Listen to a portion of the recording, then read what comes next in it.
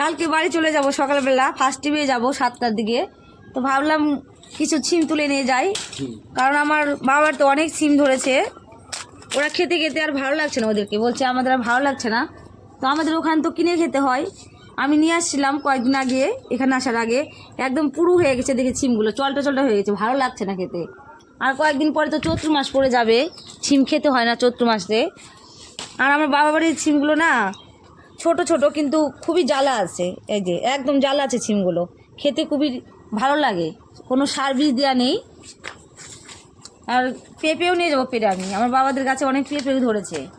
আমার মা তো আগে রান্না করতো, বাড়ির শাক সবজি দিয়ে রান্না করতো, আমাদের বাজার থেকে শাক সবজি কিনতেই হতো না।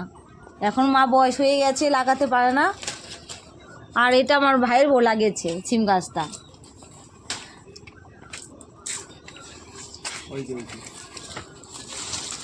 ভাবলাম হয়তো পাবো না, এখানকার পাড়ার লোক সবাই নিয়ে যায় আমাদের বাড়ি থেকে সিম পেরে পেরে। তো ভাবলাম হয়তো পাবো না, তো দেখলাম না অনেকগুলোই হয়ে গেল। আমাদের সকালবেলা বাড়িতেও খাবার জন্য তোলা হয়েছে। তো সকালবেলা যে বাটা মাছগুলো দেখালাম, ওগুলো দিয়ে আমাদের রান্না করেছে আজকে, সিম দিয়ে আলু বেগুন দিয়ে বাটা মাছ, ভালো লাগে খেতে।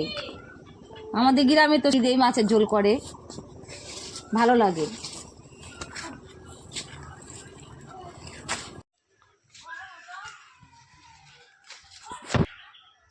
অনেকগুলো হয়ে গেছে, দেখি আর কটা পাওয়া যায় নাকি।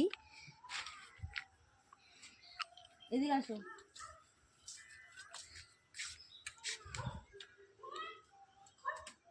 এই যে আগে তো আর অনেক হয়েছিল, অনেক হয়েছিল, সবাইকে দিয়ে দিয়ে শেষ করে দিচ্ছে, চৈত্র মাস পড়ে যাচ্ছে। ধরো তো বাবু, এখানে একটা গাছ অনেকগুলো ধরেছে দেখলাম, এই যে এদিকে নিয়ে আসো। ওই যে এই গাছটা না অনেকগুলো ধরেছে, এই ছিমগুলো আমার ভালো লাগছে, ওই যে কালো কালো ছিমগুলো, এটাতে না ওই যে ওটাতে। দেখি ওটা পারা যাবে না, দেখি দাঁড়া দেখি। হাই রে ঠাকুর, এই যে অনেক কালো কালো ছিম ধরেছে ওখানে, কালো ছিমগুলো আমার ভালো লাগে, দেখি পারা যাচ্ছে নাকি। এটা তো দেখো কতগুলো বেল গাছে উঠে গেছে সব, বিয়ে বিয়ে হবে তো।